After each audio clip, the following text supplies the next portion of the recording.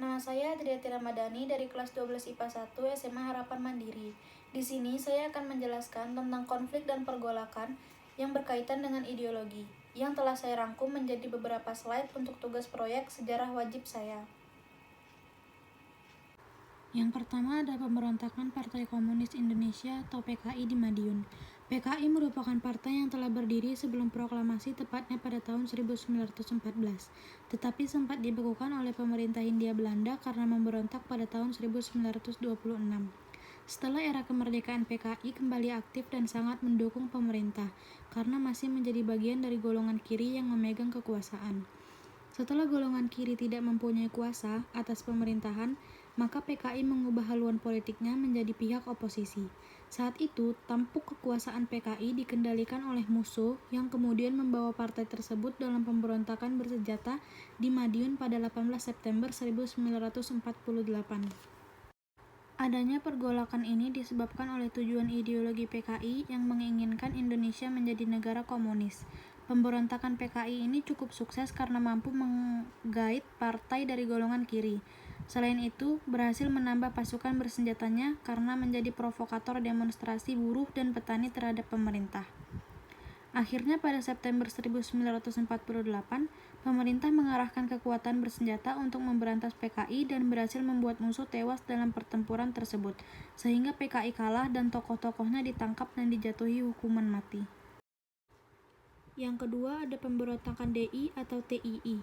Pemberontakan ini dipimpin oleh Sekar Maji Marijan Kartosuwiryo, seorang tokoh Partai Serikat Islam Indonesia atau PSII. Pemberontakan ini dilatar belakangi sistem ideologi yang dimiliki Kartosuwiryo untuk menjadikan Indonesia sebagai sebuah negara Islam. Konflik ini bermula dari keputusan Renville yang mengharuskan pasukan tentara RI berpindah dari daerah yang diklaim sebagai milik Belanda. Divisi Siliwangi yang harusnya pindah dari Jawa Barat ke Jawa Tengah menolak pindah dan memilih untuk membentuk Tentara Islam Indonesia atau TII dan bertujuan untuk peran melawan Belanda, tetapi akhirnya berambisi untuk menjadikan Indonesia menjadi negara Islam. Pada Agustus 1948 di Jawa Barat, Kartosuwiryo menyatakan pembentukan Darus Islam atau Negara Islam atau DI bersama dengan TII dan menolak mengakui adanya RI demi menjaga keutuhan bangsa. Maka pemerintah melakukan operasi pagar betis untuk membatasi ruang gerak DI atau TII. Pada tahun 1962, Kartosuwiryo berhasil ditangkap dan dijatuhi hukuman mati. Yang terakhir ada Gerakan 30 September 1965 atau G30 SPKI. Gerakan ini merupakan bagian dari aksi kudeta yang dilakukan oleh PKI. Terlepas dari pemberontakan yang dilakukan di Madiun, PKI kembali membangun diri dan terus berkembang sebagai sebuah partai oposisi di tengah masyarakat.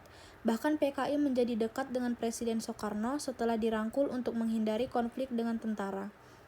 Peristiwa G30 SPKI dilatar belakangi adanya isu Dewan Jenderal di tubuh Angkatan Darat yang akan menggulingkan pemerintahan Soekarno. Hingga akhirnya pasukan pemberontakan PKI yang dipimpin oleh Letnan Kolonel Untung yang merupakan perwira Angkatan Darat yang dekat dengan PKI melaksanakan aksi Gerakan 30 September dengan menculik dan membunuh 7 jenderal perwira kemudian memasukkannya ke dalam sumur tua di daerah Lubang Buaya.